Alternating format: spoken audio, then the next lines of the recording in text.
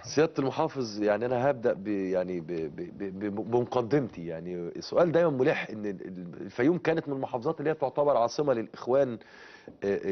متى سيتم الانتهاء بقى، يعني أو القضاء يعني على تظاهرات الإخوان بهذه المحافظة التي تخرج هذه التظاهرات للتخريب والقتل والعنف، إحداث العنف داخل المحافظة؟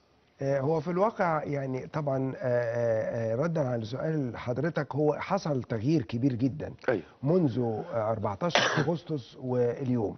أيوه. هو طبعا زي ما حضرتك قلت الإخوان لهم تواجد في الفيوم منذ عدة سنوات. هي أكثر محافظة نسبة وتناسبا مع عدد السكان أعطوا أصواتهم لمحمد مرسي في أيوه. الانتخابات.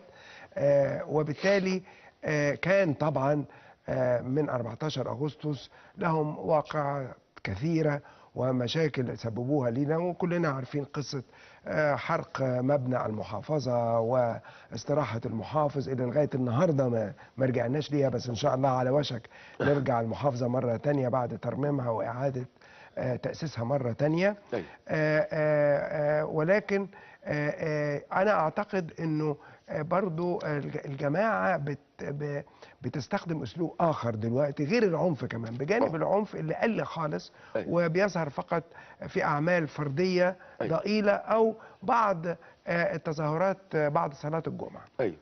ولكن بدأوا ان هم يحاولوا أيوه. مع قدوم وقروب الانتخابات الانتخابات الرئاسية. بالظبط انهم يبتدوا يعملوا نوع من البلبله، ان هم يقولوا انه مثلا الميه بتتقطع، الكهرباء بتتقطع. انا اقول حاجه يعني حادثه غريبه جدا. واحد يكلمني في التليفون، انا برد على كل ارقام تليفونات من غير ما اعرف الشخص، أيوه. يبدا بهجوم جامد جدا، على طول اعرف هو عايز يقول ايه، ويتهم بان المحافظه مقصره، وانه وما يدينيش فرصه حتى اشرح له اذا كان بيشتكي من ميه او بيشتكي من حاجه. على طول تحس ان هو معد. فده الطريقه اللي هم بيحاولوا عن طريقها ان هم يشيعوا موجه من الدعايه السلبيه.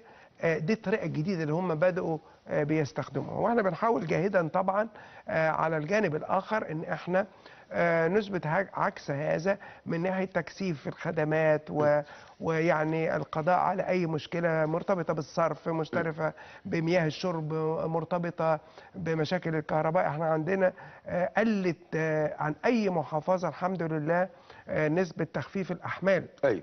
على الكهرباء، ودي لها سبب